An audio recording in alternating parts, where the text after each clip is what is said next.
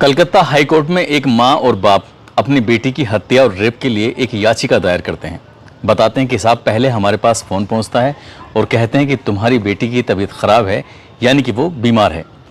माँ बाप रोने लगते हैं, परेशान हो जाते हैं और घर में कुछ ऐसी आशंका जाहिर से होने लगी थी जैसे कि कोई बहुत बड़ी अप्रिय घटना हो गई है।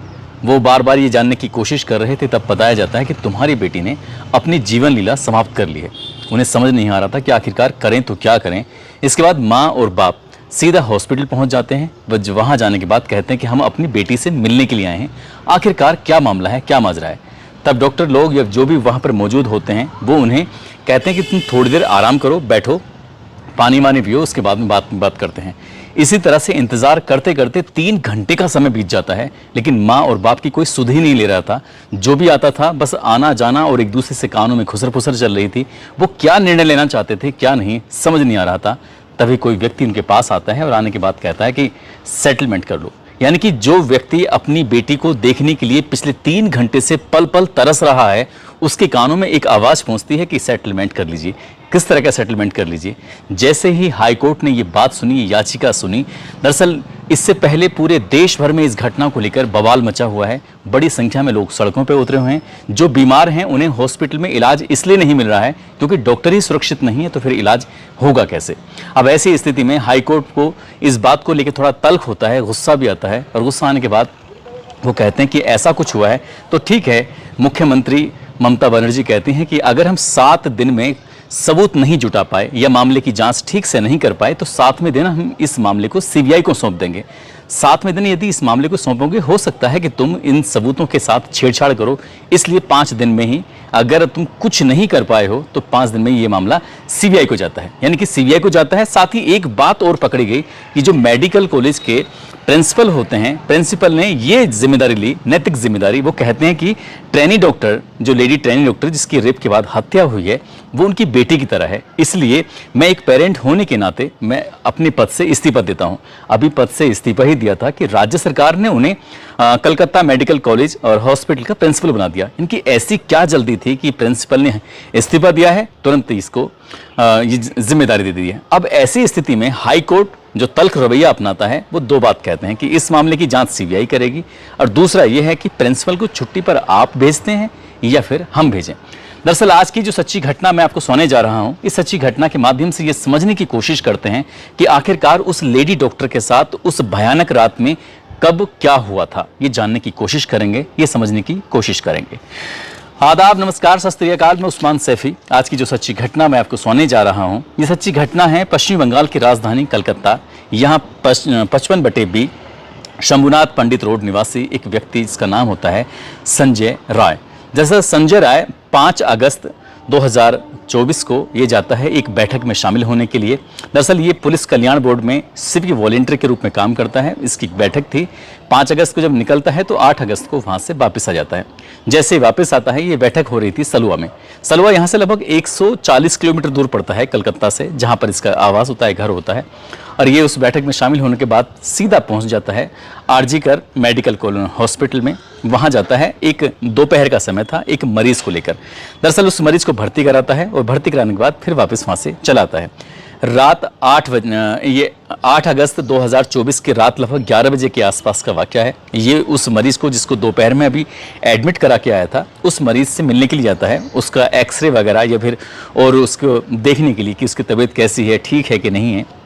दरअसल उसको देख कर, जबकि उसके परिवार के लोग भी मौजूद होते हैं, अब यहाँ से वो वापस चला जाता है। वापस जाता है तो रात के लगभग 1 बज जाता है और 1 बजे अब वो इस मरीज से नहीं बल्कि इसी बिल्डिंग के अंदर किसी दूसरे मरीज से मिलने के लिए आता है, उसकी मदद करने के लिए। उससे बातचीत करता है, आज इसका ऑपरेशन होने वाला था, और बातचीत करके यहाँ से निकल जाता है। अब रात के लगभग 1:30 बजे के आसपास यहाँ से हॉस्पिटल से बाहर निकलता है और परिसर में आकर घूमने लगता है। एक कहानी ये है जो संजय राय की चल रही है, जो बैठक में शामिल होता है, हॉस्पिटल में आता है, मरीज को दिखाता है, उसके बाद फिर दूसरे मरीज को देखने के लिए आता है। इस तरह की कहानी चल रही है। लेकिन एक और कहानी है जो दूसरी कहानी है। दरअसल आपको ये भी बताते चलें, जो ये संजय राय है वो पुलिस कल्याण बोर्ड का एक सिविक वॉलंटियर भी है। और दरअसल एक ऐसी टी शर्ट पहन के घूमता है जिस टी शर्ट पर लिखा है कोलकाता पुलिस। बड़ी संख्या में लोगों को यही मालूम था कि शायद ये पुलिस वाला है, ये पुलिस की तरह चलना, उसकी तरह बात करना और ये बॉक्सर होता है, तो बॉक्सर जो फिटनेस इसकी बड़ी ठीक ठाक सी होती है, तो इसको बड़ी संख्या में लोग यही समझते हैं। और पुलिस के बड़े बड़े अधिकारियों के साथ इसके ताल्लुकात बताए जाते हैं, उनके साथ उठना बैठना था, इसलिए हॉस्पिटल के किसी भी हिस्से में ये जा भी सकता था और आ भी सकता था। शायद किसी को रोकने की, किसी को टोकने की इसमें हिम्मत भी नहीं होती है। एक कहानी जो संजय राय की ये चल जाती है। दूसरी कहानी होती है 31 साल की एक ट्रेनी डॉक्टर होती है जो कि chest medicine department PG secondary की एक स्टूडेंट होती है इसी RG Kar medical college hospital Calcutta के अंदर। अब ये इनका रोज़ की नाइट शिफ्ट में इनकी ड्यूटी थी। ये नाइट शिफ्ट में ड्यूटी करने के बाद रात के 11 बजे के आसपास इन्होंने अपनी माँ और अपने पापा से बातचीत भी की। जैसे रोज़मर्रा की तरह घर वालों की फिक्र होती है कि हमारी बेटी कहीं बाहर गई है, कैसी है, ठीक है कि नहीं है। वो अपनी माँ से कहती है कि माँ मैं थोड़ा राउंड अप ले लूँ, जाकर मरीजों को देख लूँ, मरीजों को देखने के बाद फिर आराम से बात करते हैं। कब 2 बज जाते हैं, उसके बाद वो अपने 2 जूनियर के साथ बैठकर खाना खाती हैं। खाना खाने के बाद कहती हैं कि मैं थोड़ी थक सी गई हूँ, इसलिए जाकर आराम कर लेती हूँ। आराम इसी बिल्डिंग के अंदर 4थी मंजिल पर एक सेमिनार हॉल है, उसके अंदर जाती हैं और जाकर वहाँ पर आराम करने लगती हैं। अब ये जाकर अपने लगभग बताया जाता है कि 2 से 3 बजे के बीच का ये वाक़या है, जब जाती हैं उसके अंदर और जाकर आराम करने लगती हैं। उधर जो संजय राव होता है, संजय राव रात के 3 बजे के आसपास इसी चेस्ट मेडिसिन बिल्डिंग के अंदर प्रवेश करता है। वहाँ जाने के कुछ देर इधर उधर घूमता है और कुछ देर घूमने के बाद सीधा इसके जो सेमिनार हॉल है उसी सेमिनार हॉल के अंदर जाता हुआ सीसीटीवी कैमरे में कैद हो जाता है। अब ये अंदर तो चला जाता है, लगभग 40 से 45 मिनट के आसपास अंदर रहता है। उसके बाद ये 4:37 पर जो 8 और 9 अगस्त 2024 की रात होती है, यानी कि अब सुबह हो चुकी है, 4:37 के आसपास यहाँ से निकल जाता है, जो कि निकलता हुआ सीसीटीवी कैमरे में कैद हो जाता है। अब तक यहाँ तक बिल्कुल शांति थी, किसी को कोई खबर नहीं, कुछ नहीं पता कि आखिरकार हुआ क्या है।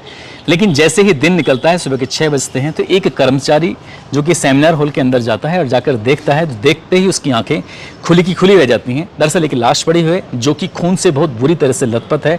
जैसे ही उसने लाश को देखा, उसे देखने के बाद चीखने लगता है और चीखता चिल्लाता हुआ उस सेमिनार हॉल से बाहर निकलता है। उसकी चीखों को सुनने के बाद आसपास जो काम कर रहे थे वो भी देखते हैं और उनकी आंखें भी खुली की खुली रह जाती हैं। अब शुरुआत में ये समझ नहीं पा रहे थे कि आखिरकार मामला क्या है, आखिरकार हुआ क्या है। तो इसी बीच में जो डॉक्टरों की टीम भी पहुंच जाती है, जो अधिकारी होते हैं वो भी पहुंच जाते हैं, देखते हैं। तो इस मामले को कहीं ना कहीं शुरुआत में कि मेडिकल कॉलेज की कहीं इमेज ना खराब हो जाए, इसे दबाने की कोशिश की जा रही थी। और इसीलिए उन्होंने शायद जो लड़की के यानी कि लेडी डॉक्टर के माता और पिता होते हैं, उनके पास जो सूचना पहुंची थी, तो पहले बताया गया तुम्हारी बेटी बीमार है, उसके बाद बताया गया कि उसने अपनी ज़िंदगी को खुद ख़त्म कर लिया है, समाप्त कर लिया है, और तीसरी बार उसको बताया गया कि आप एक काम करिए, हॉस्पिटल आ जाइए। और 3 घंटे तक उन्हें अपनी बेटी का चेहरा देखने के लिए इंतज़ार करना पड़ता है। और जब उन्होंने अपनी बेटी को पहली बार देखा था तो बेटी की स्थिति अर्धनग्न अवस्था में थी, नीचे के हिस्से में कोई कपड़ा ही नहीं था, और जिस रूप में बेटी पड़ी हुई थी उसे देखकर किसी की भी आंख कोई भी सिहर जाएगा, परेशान हो जाएगा, सोचने पर मजबूर हो जाएगा। जब माँ बाप ने पहले से ही थोड़ा डरे सहमे थे, रो तो रहे थे, लेकिन अपनी बेटी की उस हालत को देखने के बाद उन पर रहा नहीं जाता। फिर इस जो लाश होती है उसको कब्जे में लेकर पोस्टमार्टम के लिए भेजा जाता है हॉस्पिटल में। अब जब पोस्टमार्टम होता है, उसकी रिपोर्ट जो आती है, तो पता चलता है कि प्राइवेट पार्ट से ब्लड बह रहा है, आंखों से खून बह रहा है, मुंह से भी खून निकल रहा है। अब ऐसी स्थिति में जो आशंकाएं व्यक्त कर रहे थे, आखिरकार किसने किया है, क्या किया है, चेहरे हो या नाखूनों में भी चोट के निशान पाए जाते हैं। पेट और जो लेफ्ट पैर होता है उसमें भी चोट के निशान था, गर्दन की हड्डी टूटी हुई थी, राइट हाथ सीधे जो हाथ था उसमें चोट लगी हुई थी, होठों पर चोट लगी थी। शरीर का ऐसा कोई हिस्सा नहीं था जहां पर चोट के निशान नहीं थे। आखिरकार किसने किया, क्यों किया, पुलिस के लिए सवालों के बहुत सारे सवाल थे। अब पुलिस ने शुरुआत में इस मामले को कहीं ना कहीं दबाने की कोशिश की थी।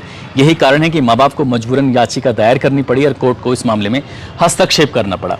अब इस मामले की पुलिस जब जांच पड़ताल करती है, जांच पड़ताल करने की एक वजह ये भी बन जाती है कि देखते ही देखते ये मामला सोशल मीडिया पर सुर्खियां बटोरने लगता है। अब चाहे टीवी हो, अखबार हो, अब हर जगह प्रिंट मीडिया सहित जहां देखो वहां पर इसी घटना की कि ट्रेनी लेडी डॉक्टर के साथ इतनी अमानवीय घटना की गई है कि निर्भया 2.0 ये दूसरी घटना बिल्कुल वैसी पहली जैसी घटना के रूप में बन जाती है। किसने किया, क्या किया है। जब पुलिस इन सवालों के जवाब तलाशने की कोशिश कर रही थी तो लाश के पास एक ब्लूटूथ मिलता है, और जो ब्लूटूथ मिलता है तो इस हॉल के आसपास जो भी देखे जा रहे थे उन जो देखे गए व्यक्तियों को बुलाया जाता है, और बुलाने के बाद पता चलता है कि इसमें एक ऐसा व्यक्ति है जिसका नाम संजय राय है, जो संजय राय के ब्लूटूथ से वो मैच कर जाता है। अब इस ऐसी स्थिति में संजय राय ने जो कपड़े पहने हुए थे वो कपड़े पहने हुआ था ही नहीं, यानी कि वो बदल चुका था। यहाँ से वो सीधा पहुँचता है एक पुलिस के बैरक में, जाकर वहाँ सो जाता है, आराम करता है। बताया जाता है कि वो शराब का आदी होता है, उस दिन भी शायद उसने शराब पी हुई थी। अब वो वहां जाकर आराम करता है, उसकी आंख खुल जाती है, उसे होश आता है कि तूने तो बहुत बड़ा कांड कर दिया है, शायद पकड़ा जाएगा, इसलिए उसने जल्दी जल्दी सबूतों को मिटाना शुरू कर दिया। पुलिस ने जब उसे बुलाया था तो वो अपने जूते साफ नहीं कर पाया और जूते पर उसके उस महिला डॉक्टर के ब्लड लगा हुआ था।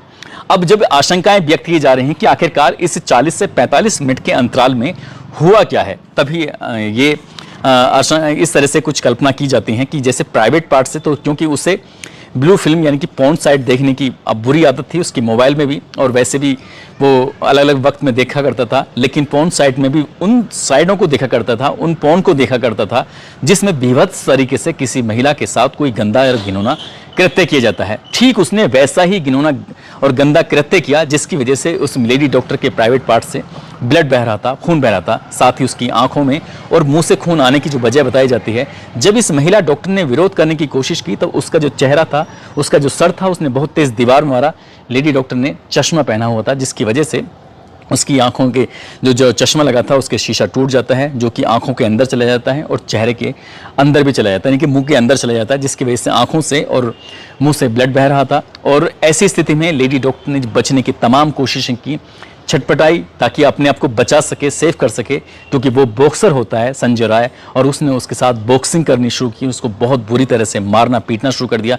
यही कारण था कि उसके चेहरों पर भी चोट लगी, उसके नाखूनों में भी चोट लगती है, उसके पेट में चोट लगती है, उसके लेफ्ट पैर में चोट लगती है, और गर्दन, जैसे उसने लगातार गर्दन को दबा रहा है तो गर्दन की हड्डी टूट जाती है, और राइट हैंड पर भी चोट लग जाती है, होठों पर भी चोट लग जाती है।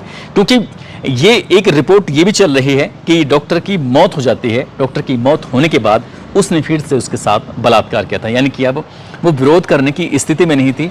और जब वो अपने मन को संतुष्ट कर लेता है, जब उसके यहाँ से बात चला जाता है, हालांकि शायद उसने सोचा होगा कि शायद वो कभी पकड़ा नहीं जाएगा, लेकिन उसके कानों से निकला हुआ वो ब्लूटूथ, साथ ही उसके जूते पर लगा हुआ वो खून, वो उसे वहाँ तक पहुँचाने में अहम भूमिका निभा सकता है। उसने कभी सोचा नहीं था। जब पुलिस ने इस व्यक्ति के बारे में जांच करने की, पड़ताल करने की कोशिश की तो पता चलता है कि उसने 4 शादियां की हुई थी। पहली शादी करता है, छोड़ के चली जाती है, दूसरी शादी करता है, छोड़ के चली जाती है, तीसरी शादी में भी बीवी छोड़ के चली जाती है।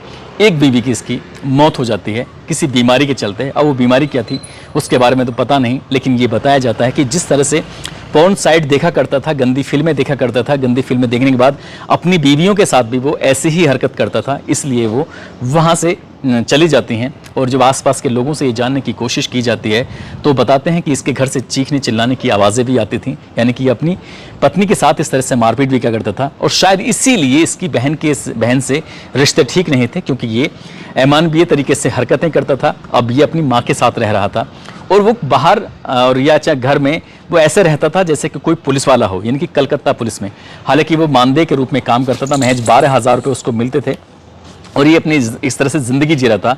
और ये हॉस्पिटल में आना जाना, ये भी जानकारी मिल रही है कि मरीजों को सिर्फ इसलिए हॉस्पिटल में भर्ती कराया करता था जिससे क्या उनसे पैसे मिल सकें, क्योंकि किसी भी मेडिकल कॉलेज में मरीजों को आसानी से भर्ती नहीं होते हैं, क्योंकि वहाँ पर मरीजों की संख्या बहुत ज़्यादा हो जाती है और सुविधाएँ ज़्यादा होने की वजह से हर कोई ये चाहता है कि उसको यहाँ पर इलाज हो सके। ऐसी स्थिति में ये शायद दलाल का काम भी करता था और वहाँ पर ये पैसे भी कमाया करता था। लेकिन जिस तरह की शुरुआत में पुलिस की इस मामले को लेकर भूमिका रहती है, क्योंकि इसके बड़े अधिकारियों के संपर्क रहते हैं और परिवार के लोगों से ये कहा जाता है कि सेटलमेंट कर लीजिए। अब वो किस तरह से सेटल करना चाह रहे थे ये समझ में नहीं आता।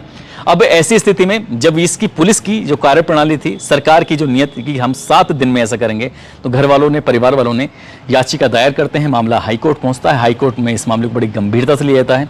कहते हैं कि आप 7 दिन नहीं बल्कि आप 5 दिन में ही इस मामले को सीबीआई को सौंप दीजिए, क्योंकि पता नहीं आप इस कितने सबूतों के साथ छेड़छाड़ कर दें, इस मामले की जांच जरूर होना चाहिए। अब पुलिस पर हाईकोर्ट को भरोसा नहीं है, परिवार को भरोसा नहीं है और कहीं ना कहीं पूरे देश को भी भरोसा नहीं है। लेकिन बात अगर हम सीबीआई की करें तो सीबीआई ने पहले बहुत सारे मामलों में जांच पड़ताल की है। अगर हम एक फिल्म के हीरो रहे हैं सुशांत सिंह राजपूत, उनके मामले की अगर जांच करें तो उनका मामला शायद आज तक लटका हुआ है। ऐसे न जाने कितने मामले हैं, सीबीआई को जांच तो दी जाती है, सीबीआई पे बहुत मोटी तौर पर पैसे खर्च तो किए जाते हैं, लेकिन किसी भी मामले का इतनी जल्दी आसानी से रिजल्ट निकलता नहीं है। अभी मामला चल रहा है, पता नहीं पुलिस इस मामले की बढ़िया से जांच करके सही करती कि नहीं करती, क्या सीबीआई मामले की जांच करेगी या नहीं करेगी, क्या ये मामला ये ठंडे बस्ते में पड़ जाएगा, इसका भविष्य क्या होगा, क्या पुलिस पर भरोसा करें या सीबीआई पे भरोसा करें, समझ नहीं आता। या फिर साथ काम करने वालों पर भरोसा करें, जो व्यक्ति रोज हॉस्पिटल आता था उस पर भरोसा करें कि ना करें, किस पर भरोसा करें, ये समझ में नहीं आता। महिलाएं ना घर में सुरक्षित हैं, ना बाहर काम करने जाती हैं वहाँ सुरक्षित हैं, जहाँ देखो वहाँ उन पर गिद्धों की जैसी नज़रें बनी रहती हैं। लेकिन महिलाओं की अपनी जिम्मेदारी बनती है कि उन्हें ये लड़ाई खुद ही लड़नी पड़ेगी, उन्हें ये लड़ाई खुद ही जीतनी पड़ेगी। जहाँ जाती हैं चारों तरफ वो अपने आप को सुरक्षित महसूस तभी कर सकती हैं जब वो इस तरह से सचेत रहें, सतर्क रहें। और शायद इसलिए भी हम इन घटनाओं को आप तक लेके आते हैं, ताकि आप इन घटनाओं से सबक लेकर सचेत रहें, सुरक्षित रहें, और ताकि कभी किसी लड़की के साथ, कभी किसी महिला के साथ कोई ऐसी घटना ना हो। दोस्तों, इस पूरे घटनाक्रम को सुनाने का उद्देश्य है भी किसी को परेशान करना नहीं है, किसी का दिल दुखाना नहीं है, बल्कि आपको जागरूक करना है, आपको सचेत करना है। और जाते जाते आज कृतिका गौतम हैं जो कि हरदोई की रहने वाली हैं, साथ ही मामलेश्वर सिंह हैं, विशाल यादव हैं, रचित रुखसाना जो कि गाजियाबाद की रहने वाली हैं। आज इन सभी का जन्मदिन है। इन सभी को जन्मदिन की बहुत सारी शुभकामनाएं, बहुत बहुत मुबारकबाद। साथ ही कुछ लोगों ने नाम लेने की अपील की है, जिसमें गोविंद कुमार हैं और उनकी पत्नी मानसी हैं। आज साथ ही किशोर व्यास हैं, अरुण कश्यप हैं, हाफिज़ मोहम्मद मुनव्वर अररिया के रहने वाले हैं, मोहम्मद शमीम बीरपुर से हैं, पवन कुमार बिजनौर से हैं, जुबैर अख्तर, शब्बीर खान, शैतान सिंह, सोनू कुमार जो कि बिहार से हैं, इकबाल सिंह पंजाब से, नरगिस मेहर कोलकाता से हैं, मौसम खान मेवात से, अनुराग सिंह गोंडा से हैं, मिंटू गुप्ता, सचिन सिंह जौनपुर के रहने वाले हैं। दोस्तों, आप सब लोग अपना ख्याल रखें, सुरक्षित रहें। जय हिंद, जय भारत।